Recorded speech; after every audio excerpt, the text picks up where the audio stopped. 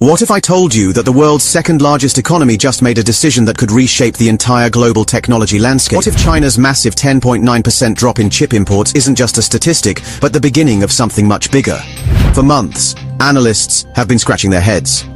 Why is China buying significantly fewer semiconductors from the rest of the world?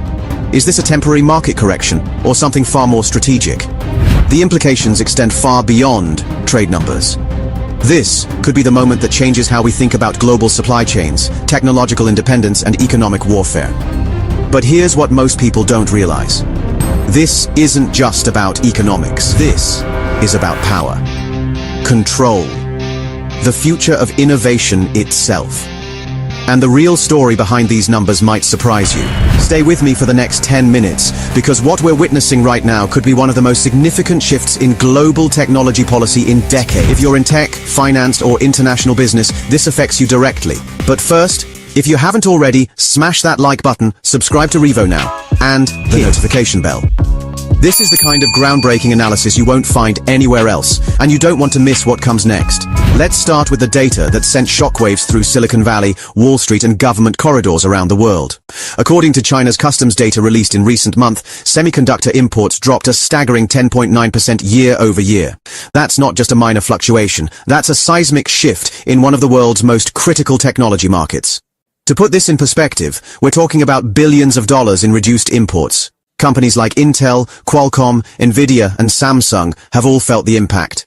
But here's where it gets interesting. This isn't happening in isolation. It's part of a broader pattern that's been building for years. The semiconductor industry is the backbone of modern civilization. From your smartphone to your car's computer systems, from data centers to military equipment, semiconductors are everywhere. And for decades, China has been the world's largest importer of these critical components, spending hundreds of billions of dollars annually. But something fundamental has changed. And it's not just about money. It's about strategy, security, and the future of technological competition. What most analysts are missing is that this import decline isn't necessarily bad news for the global semiconductor industry. In fact, it might represent something entirely different than what we've been told. Here's what the headlines aren't telling you.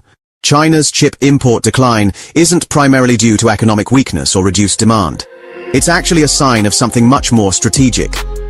China has been executing one of the most ambitious industrial policies in modern history. Their Made in China 2025 initiative specifically targeted semiconductor self-sufficiency as a national priority. And they've been investing accordingly, to the tune of hundreds of billions of dollars in domestic chip manufacturing capabilities. But there's a twist that most people don't see coming. The decline in imports isn't just about replacing foreign chips with domestic ones. It's about something far more sophisticated. Recent intelligence suggests that China has been quietly stockpiling semiconductors for years, building strategic reserves that could sustain their technology infrastructure through potential supply chain disruptions. This import decline might actually represent the point where those stockpiles have reached critical mass. But here's the kicker, and this is where it gets really interesting. China's domestic chip production isn't just catching up, it's beginning to surpass expectations in certain critical areas. We're talking about advanced processors, specialized AI chips, and next-generation semiconductor technologies that could give Chinese companies a competitive edge in the global market. The implications of this are enormous. If China successfully achieves semiconductor independence, it would fundamentally alter the global balance of technological power.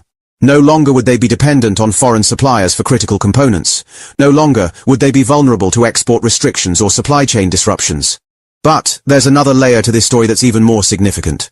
What we're witnessing isn't just an economic phenomenon, it's a masterclass in geopolitical strategy.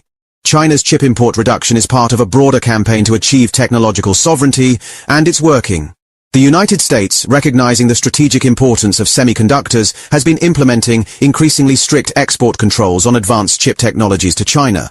But instead of crippling China's tech sector, these restrictions appear to have accelerated their domestic development efforts.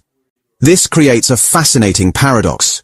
The more the West tries to contain China's technological advancement, the more China invests in domestic alternatives. It's a classic case of unintended consequences on a global scale. But here's what most people don't understand about this chess game. China isn't just playing defense, they're playing offense in ways that could surprise the entire world. Recent reports from semiconductor industry insiders suggest that China's domestic chip manufacturers are making breakthroughs in areas that were previously thought to be decades away. We're talking about quantum computing chips, advanced AI processors, and semiconductor manufacturing processes that could leapfrog current Western technologies. The question isn't whether they'll achieve semiconductor independence. The question is when, and what happens when they do. But there's an even bigger revelation coming that will change how you think about all of this. What if I told you that China's chip import reduction isn't just about economic independence or technological advancement? What if it's part of something much larger, a comprehensive strategy to reshape the global technology ecosystem? Recent intelligence from multiple sources suggests that China's semiconductor strategy is actually a three-pronged approach that goes far beyond simple import substitution. They're not just trying to make chips, they're trying to redefine what chips can do and how they're made. First, there's the obvious component: building domestic manufacturing capacity. China has been investing heavily in semiconductor fabrication facilities, or fabs, across the country. But what's remarkable is the speed and sophistication of these investments. Second, and more intriguingly, China has been aggressively recruiting top semiconductor talent from around the world. Former executives from companies like TSMC, Intel, and Samsung have been quietly moving to Chinese semiconductor companies, bringing with them decades of experience and proprietary knowledge. But here's where it gets really interesting, and this is the part that could fundamentally change everything. Third, China has been investing in entirely new approaches to semiconductor technology that could make current manufacturing methods obsolete.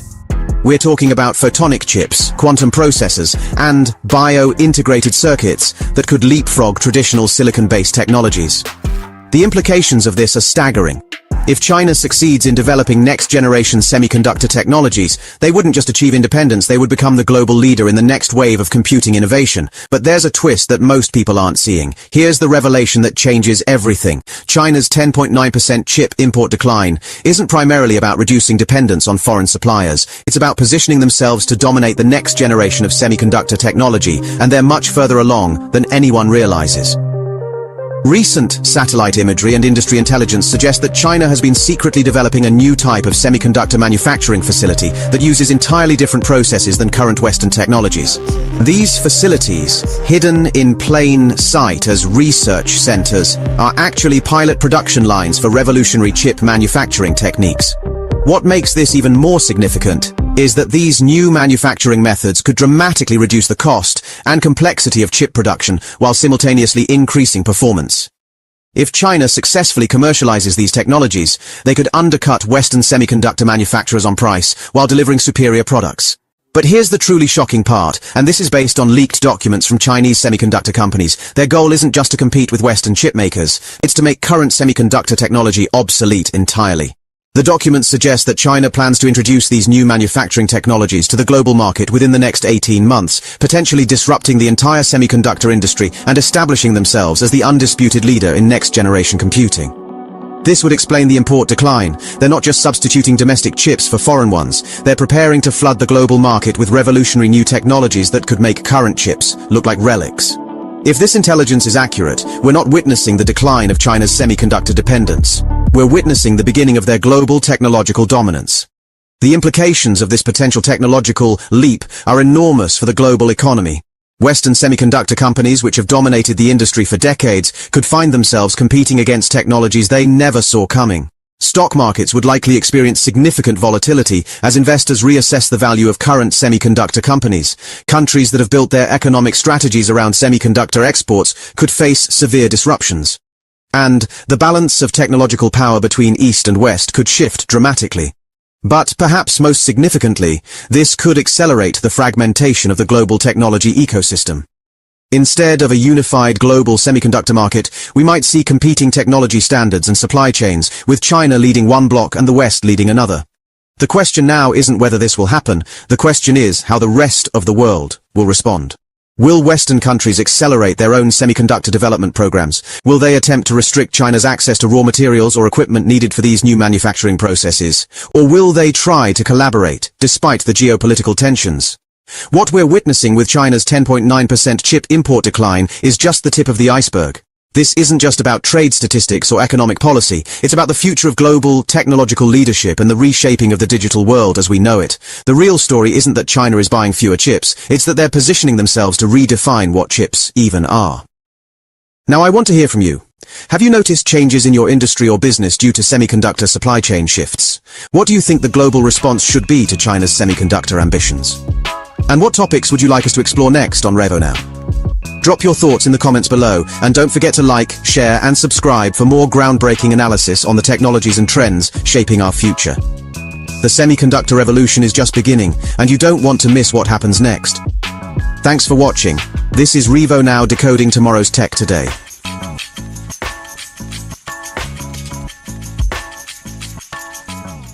Subscribe to Revo Now and join our vibrant community of forward thinkers, change makers, and revolutionaries.